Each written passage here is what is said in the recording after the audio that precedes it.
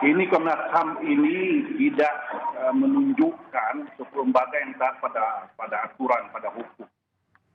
Kewenangan Komnas HAM itu ada dalam pelanggaran HAM berat yang terdiri dari crime against humanity maupun genocide. Nah, soal orang pers ini dipanggil, ini saya pikir Komnas HAM ini abuse of power, extensive of power. Bubarkan saja Komnas HAM ini.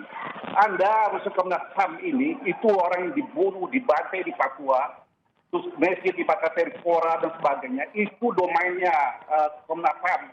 Bukan karena orang tidak lulus tes, lalu masuk ke wilayah Komnas HAM. Secara filosofis, setiap perbuatan pidana itu pelanggaran HAM. Tetapi tidak semua perbuatan pidana itu dapat dilakukan penyelidikan oleh Komnas HAM. Saya melihat Komnas HAM sudah tidak proporsional dan tidak profesional. Kenapa? Karena ini bukan pelanggaran HAM. Nanti kalau ini terus dilakukan, Komnas HAM terus menari-nari dengan panggung permainan kata-kata dalam melindungi dan hak asasi manusia. Orang nanti tidak lulus akabri, nggak lulus akmil, nggak lulus pegawai negeri, nanti juga akan melapor Komnas HAM dan dianggap itu dugaan terjadi pelanggaran HAM. Okay. Itu Komnas HAM itu dia berada pada domainnya pelanggaran HAM berat, bukan hanya mengurus orang yang tidak lulus tes. Ini yang bahaya keberadaan Komnas HAM sekarang. Ini bermain dalam politik praktis saya lihat dan itu tidak benar. Lebih baik ini Komnas HAM dibubarkan karena menstimulasi emosi masyarakat. Seolah apa yang terjadi hari ini dijustifikasi, dibenarkan bahwa ini telah jadi pelanggaran HAM. Ini sama sekali tidak ada pelanggaran HAM. Yang ada pelanggaran HAM itu dilakukan oleh Komnas HAM itu sendiri karena dia melakukan abuse of power. Baik, Pak Kapitra. Ya. Oke, jadi Komnas HAM dianggap ini bukan ranah Komnas HAM soal tes wawasan kebangsaan, abuse of power, bahkan... Ya, Undang-Undang nomor 26 tahun 2000. Di situ ada yurisdiksi Komnas HAM. Ada ruang lingkup kerja Komnas HAM. Jadi Komnas HAM ini genit ini bermain-main dalam dunia emosional masyarakat ini. Baik, Pak Kapitra. Pada semua lembaga. Oke, mau tentang hak asasi manusia. Dalam rangka apa? Tahan dulu Pak Kapitra. Ini dipanggil. Apakah ini kemudian konfirmasi terhadap dugaan pelanggaran HAM berat? Ini Komnas HAM keluar dari faksunnya, keluar dari undang-undang. Saya ngerti undang-undang 39 itu ada kejahatan. Itu tidak semua bisa disidik, dilakukan penyelidikan. Pak Kapitra, kita berikan kesempatan dulu ya. Sementara ini bukan kejahatan apapun. Baik, Pak Kapitra. Betul. Jadi ini undang-undang nomor 3. Tahan dulu Pak Kapitra. Ya, itu saya rasa ini Komnas HAM keliru memaknai. Undang-undang 39 itu adalah undang-undang tentang bicara apa saja yang menjadi hak asasi. Tetapi itu tidak berdiri sendiri karena dia berkaitan dengan Undang-Undang 26.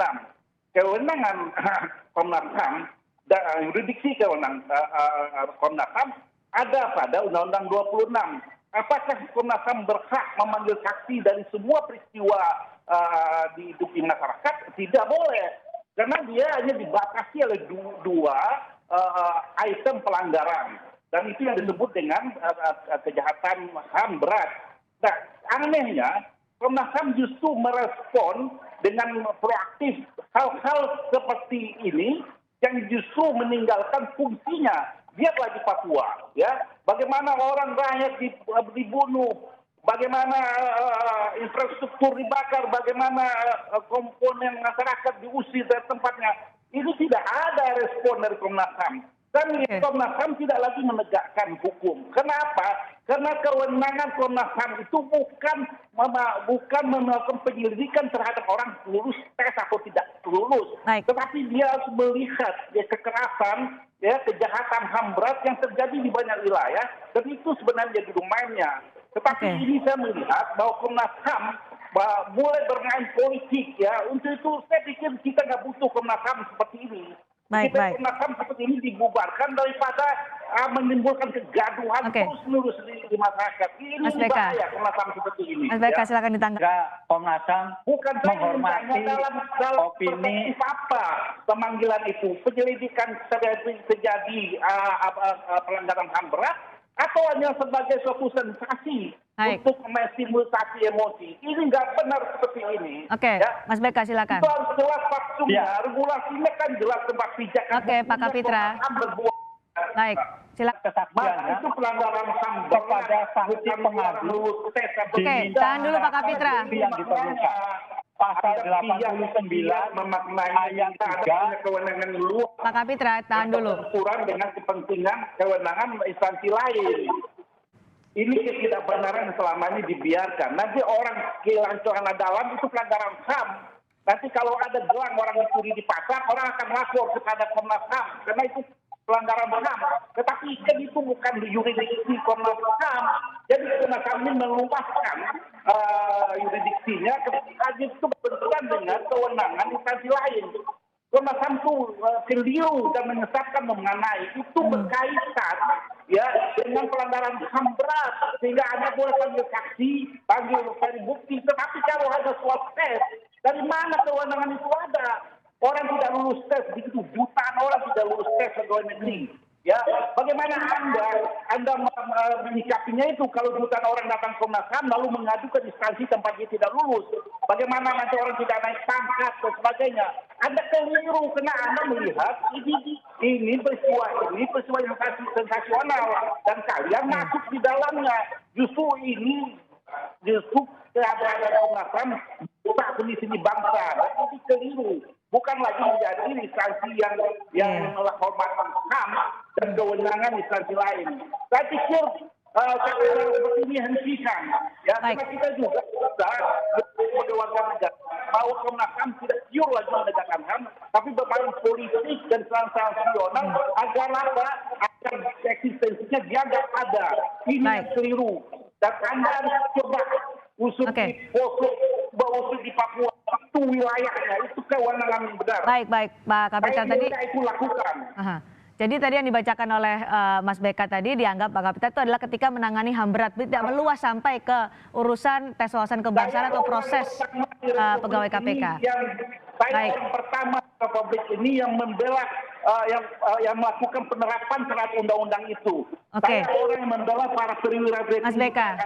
Kalau pelanggaran HAM timur HAM yang berat pidana adalah pelanggaran HAM, tapi tidak semua peristiwa pidana yang berat. Pak Kapitra tahan dulu. Pak Kapitra pelanggaran HAM yang berat. Anda di rumah ketika Undang-Undang 26 belum keluar, kita berpedoman pada suatu kota Roma, maka berlakulah azas restoratif, azas berlaku surut. Dan saya orang yang ikut membela TNI waktu terjadi pelanggaran Timur.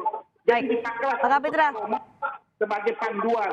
Setelah Undang-Undang 26 tahun 2000 keluar, maka kembali kepada Undang-Undang 26 dan tidak boleh lagi melakukan restoratif justice. Baik Pak Kapitra, tahan dulu. Saya ingin ke silakan. Jadi justru pemanggilan itu merupakan kejahatan yang dilakukan oleh Komnas HAM. Kenapa? Itu pelanggaran HAM. Karena itu bukan kewenangan dia. Tidak ada negara undang-undang memberikan dia kewenangan untuk memanggil orang karena tidak lulus tes. Dan saya meminta kepada yang dipanggil jangan mau datang. Ya, karena justru itu merusak seni-seni bangsa dengan meruntuhkan sistem hukum kita yang ada. Ini kejahatan Komnas HAM yang luar biasa. Extraordinary crime. Kenapa? Dia keluar dari undang-undang dan kewenangan.